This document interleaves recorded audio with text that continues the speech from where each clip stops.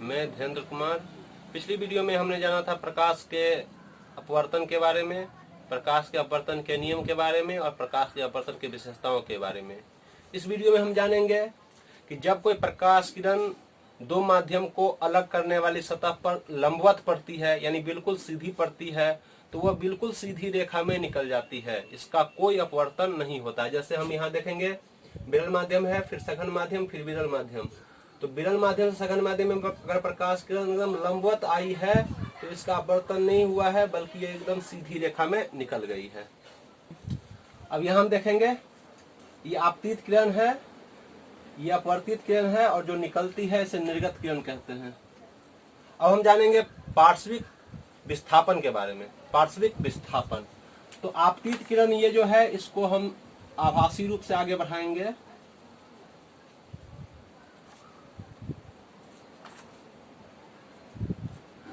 और निर्गत किरण के समांतर ले आएंगे। आपतित किरण को आगे बढ़ाते हुए हम कहेंगे कि निर्गत किरण और आपतित किरण के बीच की जो दूरी है, ये दूरी,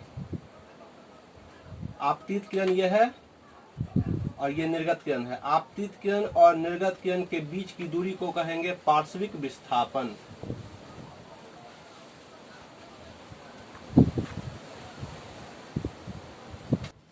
अब हम जानेंगे अपवर्तनांक के बारे में। तो अपवर्तनांक का होगा कि हवा में प्रकाश की चाल और किसी अन्य माध्यम में प्रकाश की चाल के अनुपात को उस माध्यम का अपवर्तनांक कहते हैं। जैसे किसी माध्यम का अपवर्तनांक हो जाएगा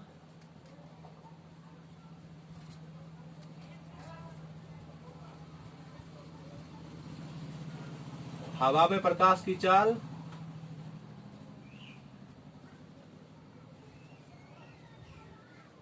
बट्टा किसी माध्यम में प्रकाश की चाल।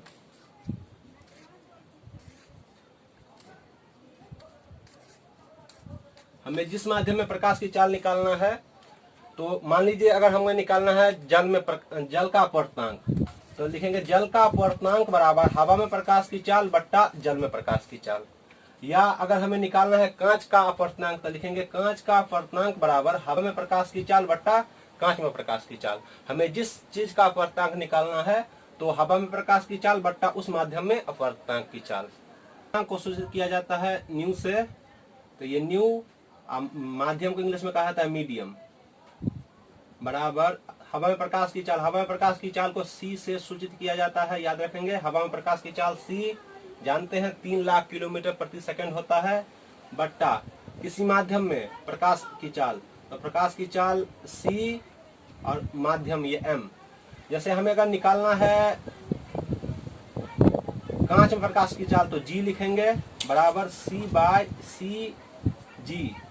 या अगर हमें जल का अपवर्तनांक निकालना है, तो यहाँ देंगे डब्ल्यू वाटर बराबर सी बाय सी डब्ल्यू। तो हमें जिस चीज का अपवर्तनांक निकालना है, एम का मतलब मीडियम, कोई भी मीडियम हो सकता है, जी का मतलब ग्लास, ग्लास मतलब कांच। अगर हमें कांच का अपवर्तनांक निकालना है, तो कांच का अपवर्तनांक बराबर हवा में प्रकाश की चाल बट्टा कांच में प्रकाश की चाल। और हमें वाटर, डब्ल्यू मतलब वाटर, जल, अगर हमें जल का अपवर्तनांक निकालना है, तो जल का अपवर्तनांक बराबर हवा में प्रकाश की चाल बट्टा जल में प्रकाश की चाल।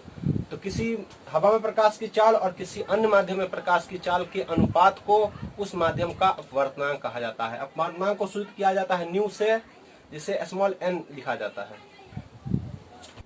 अगर हम कहें कि हवा का अपवर्तनांक कितना होता है, तो हवा का अपवर्तनांक हमेशा 1 होता है, क्योंकि हवा का जब वो अपवर्तनांक निकालेंगे तो हवा का अपवर्तनांक बराबर हवा में प्रकाश की चाल बट्टा हवा में ही प्रकाश की चाल, तो दोनों कट के 1 आ जाएगा। तो हवा का अपवर्तनांक 1 होता है।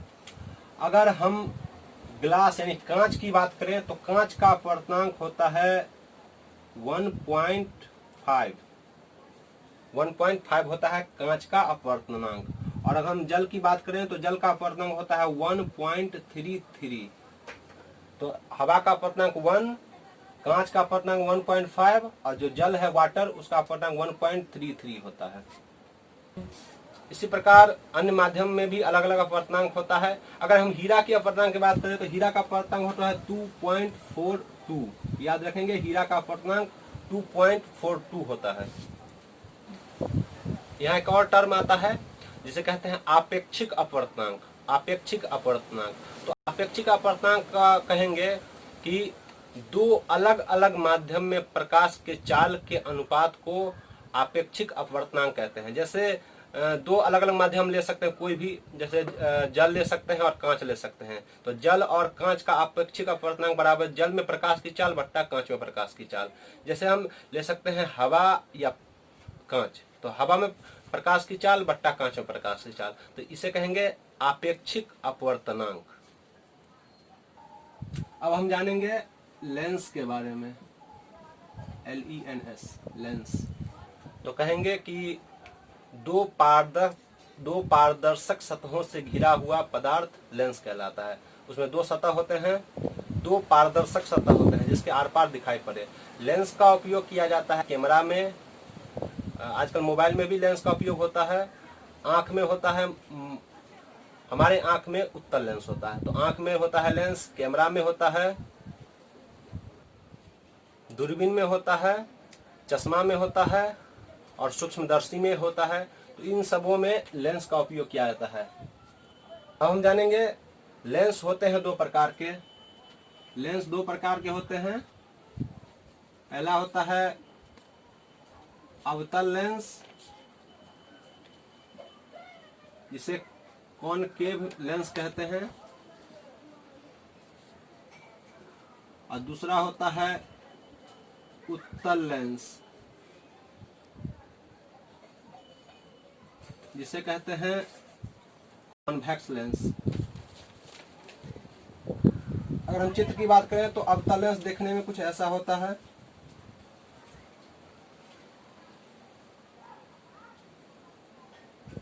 और ये अवतल लेंस है, और उत्तल लेंस कुछ इस तरह का होता है। तो ये अवतल लेंस है और ये उत्तल लेंस है। अगर हम परिभाषा की बात करें तो अवतल लेंस ऐसा लेंस होता है जिसका बीच का सतह पतला हो और किनारे का भाग मोटा हो। देख रहे हैं ये किनारे का भाग है, दोनों किनारे का भाग थोड़ा मोटा होता है और बीच का भाग पतला होता है, उसे कहते हैं अवतल लेंस। अगर हम उत्तल लेंस की बात करें तो उत्तल लेंस में हम देखेंगे कि बीच का भाग मोटा होता है और किनारे का भाग, दोनों किनारे का भाग पतला होता है। तो वह लेंस जिसका बीच का भाग मोटा और किनारे का भाग पतला हो उसे उत्तल लेंस कहते हैं। इससे आगे हम जानेंगे अगले वीडियो में। धन्यवाद।